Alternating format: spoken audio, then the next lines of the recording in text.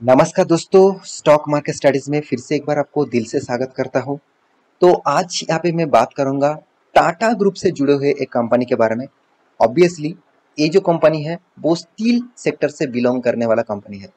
तो sponge iron steel बनाने वाला इंडिया के थर्ड रैंकिंग में रहने वाला एक कंपनी के बारे में, जिसका नाम है Tata steel long product limited. जिसका पेरेंट ऑर्गेनाइजेशन कौन है? टाटा स्टील है। तो टाटा स्टील्स के साथ जुड़े हुए कंपनी है। तो आज मैं इसके ऊपर बात करूंगा क्योंकि बहुत सारे दोस्तों ने कमेंट किया, सर इसको एक अलग से वीडियो बना के दीजिएगा, और साथ ही साथ कंपनी डिविडेंड भी देने वाले थे। वो कौन सा डेट में डिविडेंड देने वाला है और इसका डिविडेंड का प्राइस रेंज कितना रहेगा, उसके ऊपर डिटेल्स एक बात मतलब एक वीडियो आप बना के दीजिएगा। तो आज मैं इसी के ऊपर बात करूंगा, तो वीडियो को पूरा देखते जाइएगा, बहुत इंपॉर्टेंट होने वाला है क्योंकि इस कंपनी के बारे में कुछ डेटा और डिटेल्स आपको जरूर दिखाऊंगा। साथ ही साथ इस कंपनी का डिविडेंड कौन सा डेट में आएगा, कौन सा डेट से पहले आप खरीदारी करेंगे तो इस कंपनी का डिविडेंड आपको मिल सकता है, तो उसकी सारी इन्फॉर्मेशन आपको इस वीडियो में मिलने वाला है। तो वीडियो को लास्ट तक देखिएगा, और अभी तक आपने इस चैनल को सब्सक्राइब नहीं किया तो जरूर सब्सक्राइब कर लीजिएगा, क्योंकि आपको daily basis stock market information और अपडेट चाहिए तो आपके लिए इस चैनल बेस्ट होगा। और मैं जरूर कहूँगा आप टेलीग्राम को भी ज्वाइन कर लेना, क्योंकि वहाँ पे मैं स्टॉक मार्केट न्यूज अपडेट्स और अदर्स डिटेल्स भी डालता रहता हूँ। तो चलो देख लेते हैं आज के टाटा ग्रुप से जुड़े हुए स्टील कंपनी के बारे में। तो देखिए, सबसे पहले मैं कंपनी के चार्ट पैटर्न में जाऊँ तो आप देख सकते हैं इसका जो पेरेंट ऑर्गेनाइजेशन है कौन है? Tata steel limited.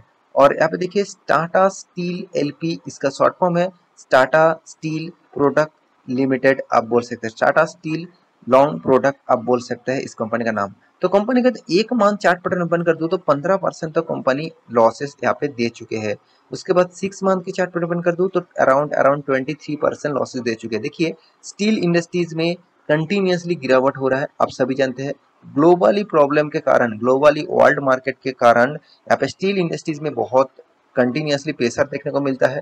साथ ही साथ हमारा इंडियन गवर्नमेंट भी इसके ऊपर भी एक मतलब एक रेस्ट्रिक्शन लेके आया कि जितने सारे मतलब स्टील बाहर की कंट्री से जब इंपोर्ट करेंगे और जब एक्सपोर्ट करेंगे तो उसके लिए कुछ टैक्स ड्यूटीज ज़्यादा देना पड़ेगा। तो इसीलिए स्टील इंडस्ट्रीज के ऊपर ज़्यादा प्रेशर देखने को मिला, क्योंकि उसको प्राइस रेंज ज़्यादा देना पड़ रहा है, उसको टैक्सेस ज़्यादा देना पड़ रहा है, तो इसीलिए स्टील इंडस्ट्रीज के ऊपर प्रेशर क्रिएट हुआ।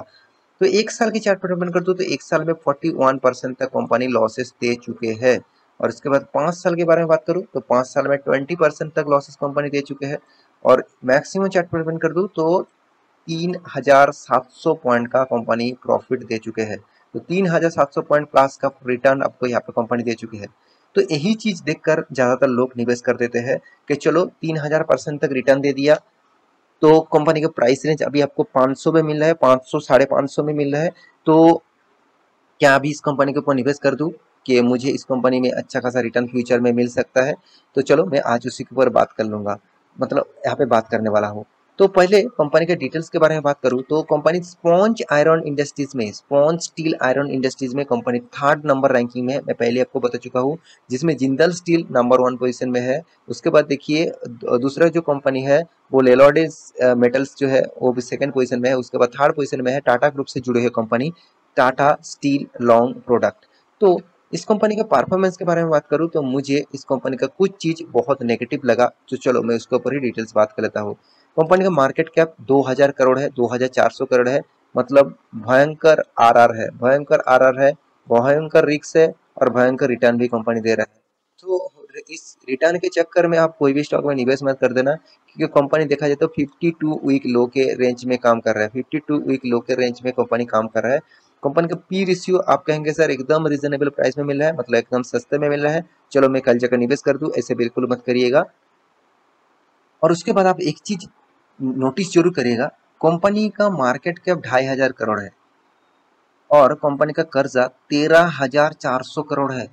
मतलब कंपनी का मार्केट कैप के हिसाब से अराउंड मैं जरूर कहूँगा 4 गुना से भी ज़्यादा, 4-5 गुना से भी ज़्यादा कंपनी का मार्केट कैप के हिसाब से भी कर्जा है। इतना बड़ा कर्जा लेने वाला कंपनी के ऊपर मेरे हिसाब से, मैं पहले ही डिस्क्लेमर जरूर देना चाहता हूँ, इसमें मेरे कोई हिस्सेदारी नहीं है। मैं सिर्फ बहुत सारे दोस्तों ने कमेंट किया तो इसलिए मैं इसके ऊपर वीडियो बना रहा हूँ। तो देखिए कंपनी का एनुअली इनकम, आप कहेंगे सर इतना कर्जा लेने के बाद कंपनी इनकम भी तो कर रहा है ना, 630 करोड़ का इनकम भी किया, चलो आपके बात सही है, मानता हूँ। मगर कंपनी का कर्जा इतना है, इसलिए रिटर्न ऑफ कैपिटल एम्प्लॉयड का परसेंटेज देख लीजिए 9% आ चुके हैं। जिसका रिटर्न ऑफ इक्विटी शानदार है, उसका रिटर्न ऑफ कैपिटल एम्प्लॉयड भी शानदार होना चाहिए था, मगर इतना ज्यादा कर्जा ले लिया तो इसका जो एक्यूरेसी देखना चाहिए वो रिटर्न ऑफ कैपिटल एम्प्लॉयड वो नेगेटिव में चला गया, नेगेटिव नहीं कम हो गया। और उसके बाद कंपनी के हाथ में आप कैश देखेंगे तो अराउंड 1600 करोड़ का कैश है। सबसे बड़ी बात कंपनी का प्रोडक्शन करने के लिए 129 डेज लग रहा है।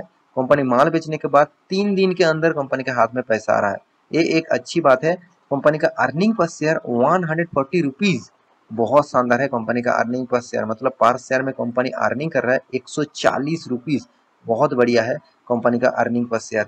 तो कंपनी के बाकी डिटेल्स के बारे में बात करूँ तो कंपनी का जो क्वार्टरली रिजल्ट है आप देखेंगे तो कंपनी पहले कंटिन्यूअसली लॉस करते थे, कंपनी कुछ क्वार्टर में कंटिन्यूअसली लॉस करते थे। उसके बाद कंपनी ने जो प्रॉफिट रिकॉर्ड बनाया वो अच्छे खासा कंटिन्यू मेंटेन किया। मगर एक चीज मुझे अभी जो चीज देखने को मिला, कंपनी प्रॉफिट का जो रेशियो साल भर की है सिर्फ 2020 में कंपनी के लॉकडाउन के टाइम में ही कंपनी ने लॉस किया 500 करोड़ का। उसके बाद फिर से कंपनी ने रिकवरी किया 500-600 करोड़ तक। तो कंपनी के बाकी पैरामीटर्स के बारे में बात करूं तो कंपनी आपको कुछ भी रिटर्न नहीं दिया, उल्टा आपका एक साल में अराउंड 40% तक लॉसेस कंपनी आपको दे चुके हैं। तो आप कहेंगे सर बहुत सारे ऐसे कंपनीज है जिसमें 40% 50% तक लॉसेस चला है, क्या उस कंपनी के ऊपर टिका रहना चाहिए?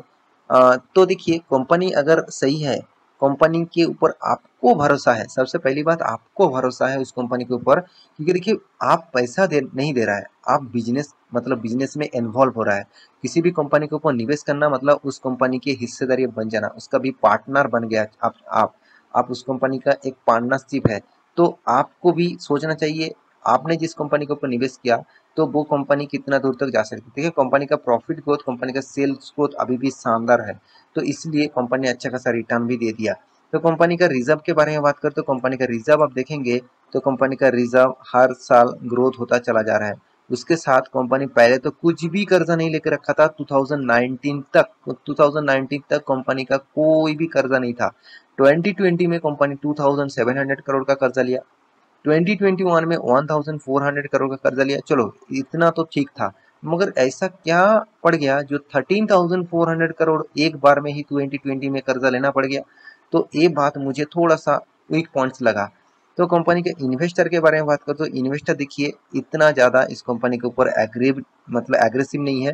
जैसे आप देखेंगे प्रोमोटर के पास ही 74% होल्डिंग है, आप कहेंगे सर प्रोमोटर के पास तो 54% होल्डिंग था।